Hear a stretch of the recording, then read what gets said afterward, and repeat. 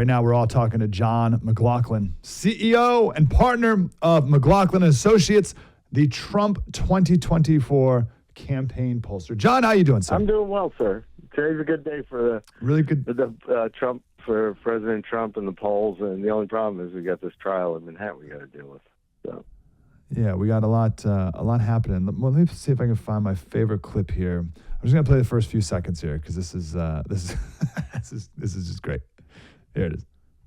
I'll say, frankly, for the Joe Biden campaign, these numbers are an absolute disaster. The smallest lead is in Arizona for Donald Trump. He's up 6. Look at this, 9 in Georgia, 13 in Nevada. My goodness gracious, my God. My goodness gracious, my God, John. 13 points. All right, I got a lot of questions here before we get to the numbers themselves.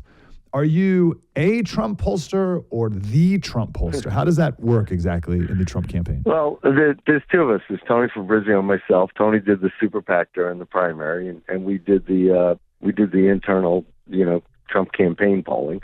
And it was, by the way, that primary was a historic win. I mean, for those of us who remember, I volunteered for Reagan 80, but then in 84, but 82 actually, I went to work for Arthur Finkelstein, one of Reagan's top 3 pollsters. Reagan never had numbers like this, never had victories like that in terms of Iowa, New Hampshire, South Carolina, and just blowing away the field and winning the nomination the way it was. So, so I had a front row seat with that with President Trump, and I got to tell him what the polls were saying, and then he made him even better. And so I've been fortunate that I've worked for him since. I've been advising him since actually 2011, but he decided to run in 2015. And I've advised him since then and been involved with him the whole way. So he makes his polls still look good. Yeah. How often are you talking to the campaign? Every day, multiple times. Yeah. So it's how many polls are you constantly taking polls all the time, or what is that? What is your job exactly? Well, I take polls when they want me to take polls, and there's lots of polls. So and fortunately for us, a lot of them are matching off of that we have. Every now and then you get some outliers where, like, there was a Quinnipiac poll in Wisconsin, has down 6, but they only had 25% Republicans. The exit polls from Wisconsin in 2020 had 37% Republicans. That's a 12-point difference. So they're, in that poll, they're underpolling Republicans, which means they're underpolling Trump voters. Otherwise, they'd have us ahead like the other polls. So, do they do that on purpose? Did that poll do that on purpose, or do they just, who knows, mess up, or that's just who they happen to call that day? I don't know. They don't tell me. I just have to deal with it. So it's like that's when we get to take when most of the polls that the campaign takes we don't release, but the campaign is very efficient, very effective. Susie Wiles and Chris LaSavia, who are running the campaign, they only take polls when they have to take polls. They'd rather spend money communicating, or have the president goes to Wildwood on Saturday and gets 100,000 people to show up at a rally. That's not inexpensive, so they spend their resources there, because that then helps us. Everybody there, then we know as a voter, we know that they're going to help us turn out. They're potentially volunteers, so those rallies are leveraged into plenty of good things. Like, for example, this year I'm saying, when the early voting starts in a lot of these states, when you have the early in-person voting and the absentees, the Trump voters are actually going to be on those lines on the first day. Well, we're not going to wait for election. Yeah, that's for the first time. Yeah. No, definitely for the first time. I'll be one of those. I was always an election day voter, but it's hard to overcome that. Yeah. But we gotta. You do internal polls. Mm-hmm. And like, I think at first glance, I would think, oh, you're just, you're going to give polls that whatever they want you to say, right? Like you're going to make Trump look good because, you're going to be the yes man to the Trump campaign. But then it's like, oh, no, you have to be right. You have way more incentive to be right than, a Quinnipiac poll, right? Yes, because, I've been fortunate that, like I said, I work for Donald Trump, and Donald Trump is a PR machine. He's unbelievable when he gets out a message in spite of everything they're doing to him. And, like, for example, on the day of the South Carolina primary, I had to speak to him before his speech for CPAC about something else.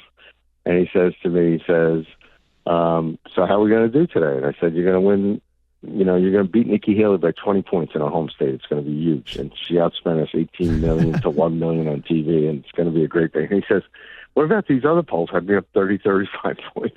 And I said, those are bad polls. I said, you realize it's an open primary. Anyone in South Carolina can go in and vote. It's not just registered Republicans.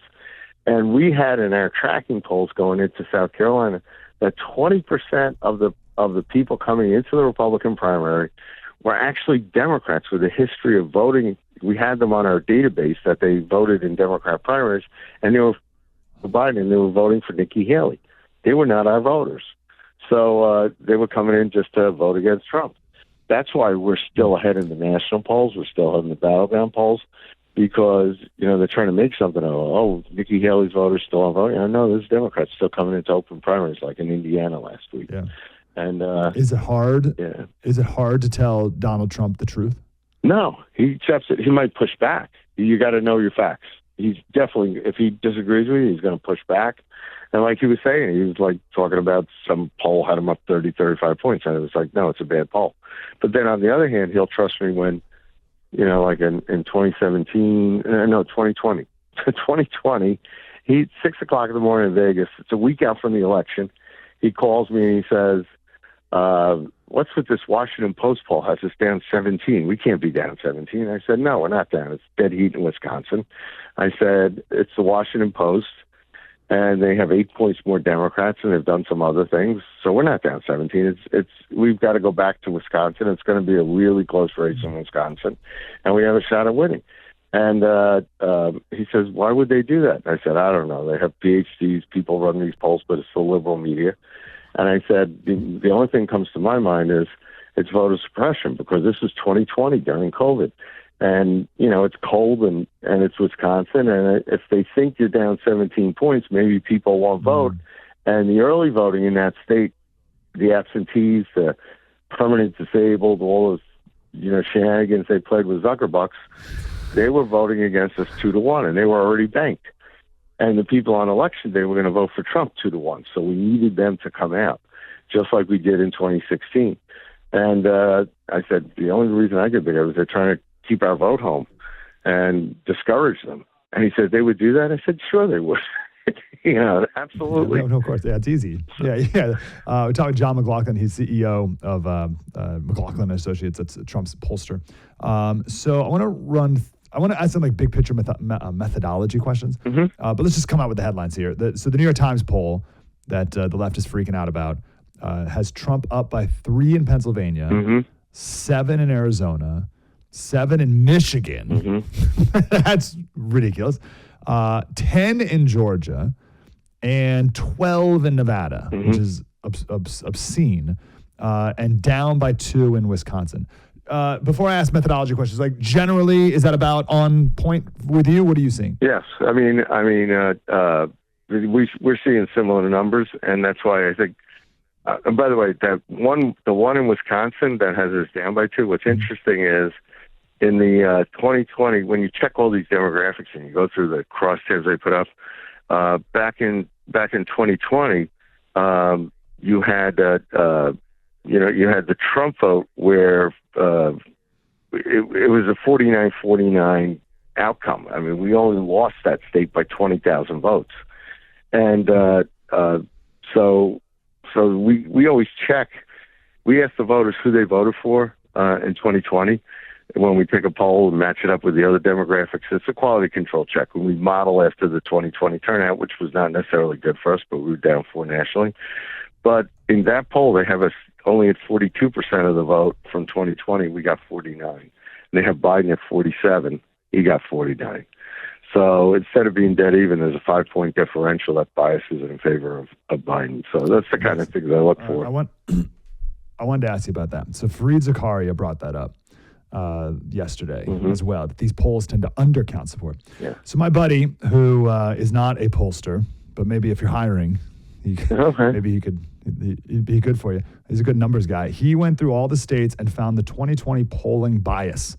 So he looked at the polling average in November 2020 and then the 2020 actual results. And every state was off. Yeah. So the Iowa was off by 6, so a Democratic favor by 6 Florida 5.8, Wisconsin 7.8 to your point, Nevada 2.9, North Carolina 3, Michigan 5. Whatever. Like, so all these undercounted Trump support. Why do the polls undercount his support, and how do you guys properly count his actual support? Well, I think that the dominant media lets their bias interpret the numbers. So I had to live through in 2016 there was going to be a Hillary lock, and a lot of those polls, when you would go back and look at 2012, the exit polls, and you would look at the demographics and subsequent polling. And we have a database of all the voters that we call. We call off a voter list. We know who we're calling ahead of time. And so the dominant media lets their bias come in, and they're saying, oh, Hillary's up by 14 points. And remember the Hillary lock? And then you had the Biden blue wave. It was going to be a Biden blue wave. Both elections, we thought we could win an electoral college play where, if we were close enough, we were going to pull off enough electoral votes that we could win, which happened in 2016 and almost happened, except for 44,000 votes, almost happened in 2020. And you get the election and the drop boxes and the ballot stuffing and ballot harvesting and all that. But the reality is it's 44,000 votes in 3 states, 11 in Arizona, Georgia, and 20,000 in Wisconsin. Otherwise, Trump would still be president. But so now you're looking at the polls, and I think they're doing a better job by and large because they've been burned twice, and they've had major, like conferences of pollsters, et cetera, and they've issued reports. But are you invited? Are you invited to those those conferences? No, they don't like that. I get attacked often. a lot. It's like but I'll tell you what's different. We never saw this in 2020, never saw it in 2016. Trump is ahead in the national popular vote.